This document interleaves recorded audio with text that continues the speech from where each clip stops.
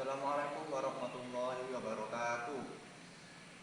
Selamat pagi anak-anak semuanya. Baik, bagaimana kabar kalian? Ya, baik-baik saja semuanya ya. Baik, sebelum kita memulai pelajaran pada hari ini, marilah kita berdoa bersama-sama. Berdoa dimulai.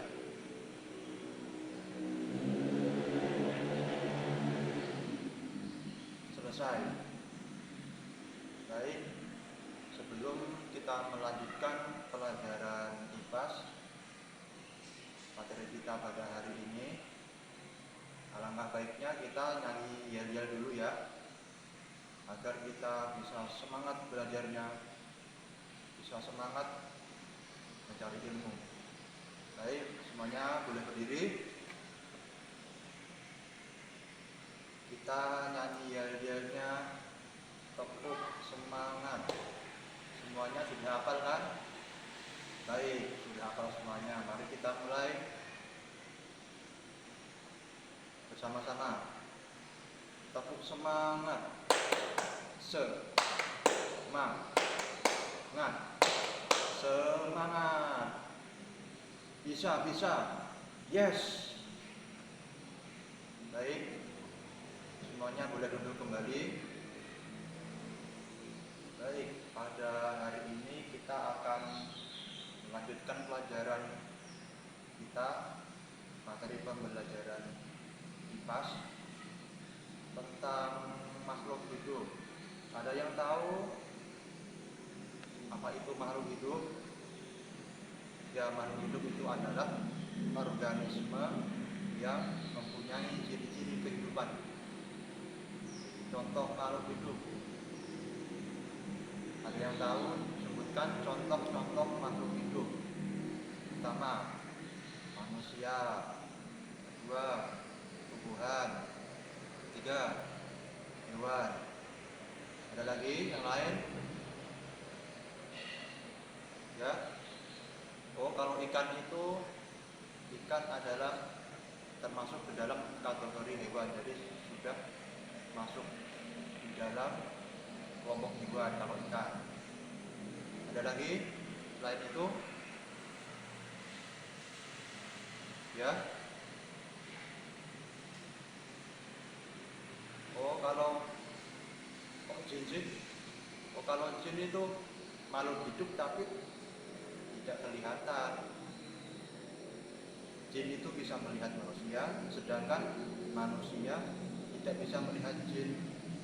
Jadi manusia terlihat sama jin, tapi jinnya tidak kelihatan sama manusia. Tapi jin itu memang ada di dunia ini. Hanya saja kita tidak bisa melihatnya karena itu adalah makhluk yang halus, tidak terlihat oleh indera penglihatan. Baik, sudah contoh makhluk hidup tadi. Pertama manusia, kedua tumbuhan, ketiga hewan. Selanjutnya adalah ciri-ciri makhluk hidup. Makhluk hidup mempunyai ciri-ciri. Pertama, makhluk hidup itu bernafas. Ya, makhluk hidup harus bernafas. Manusia bernafas menggunakan paru-paru. Hewan menggunakan paru-paru. Kalau ikan, Pak?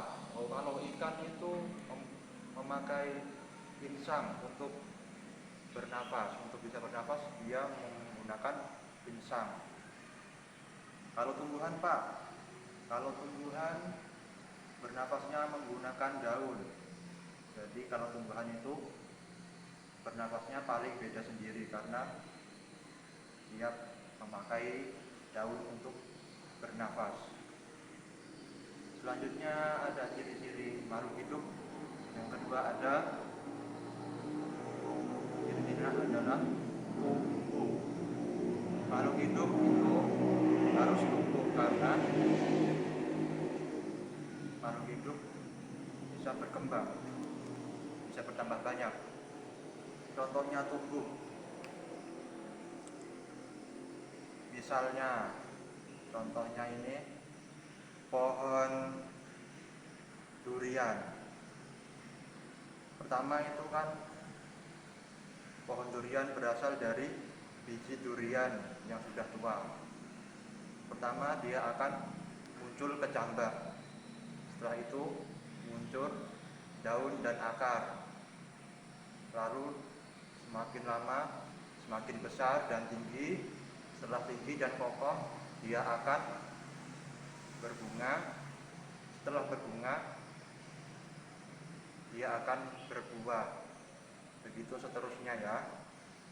Selanjutnya ciri-ciri makhluk hidup adalah berkembang biak. Berkembang biak itu adalah bertambah. Misalnya ada ayam 1 ekor, ayam betina. Kemudian ayamnya bertelur.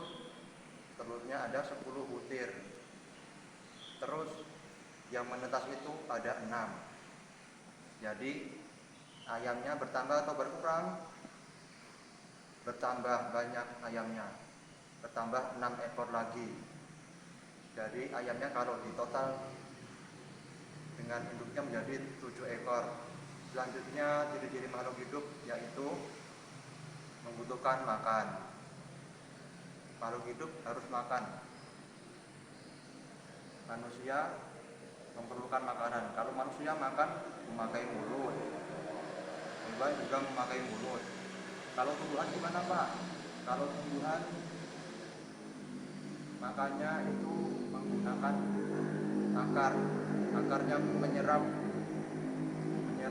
sari unsur hara dari dalam tanah dan juga air diserap oleh akar, diangkut melalui batang menuju daun. Sampai di daun berlangsunglah proses memasak atau fotosintesis. Setelah itu barulah bisa digunakan oleh tanaman itu untuk tumbuh dan berkembang.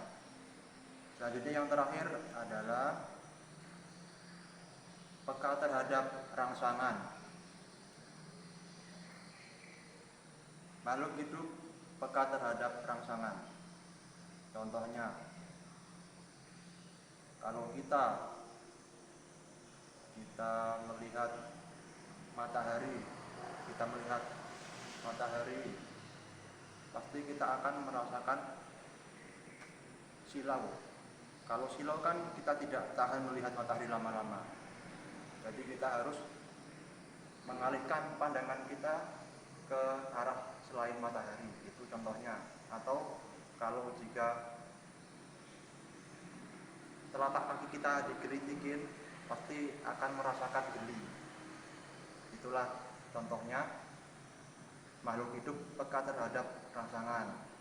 Baik, apakah ada pertanyaan? Jika tidak ada, marilah kita sampai situ dulu pembelajarannya. Mari kita tutup dengan membaca hamdalah. Alhamdulillahirabbil alamin. Kurang lebihnya mohon maaf. Wassalamualaikum warahmatullahi wabarakatuh.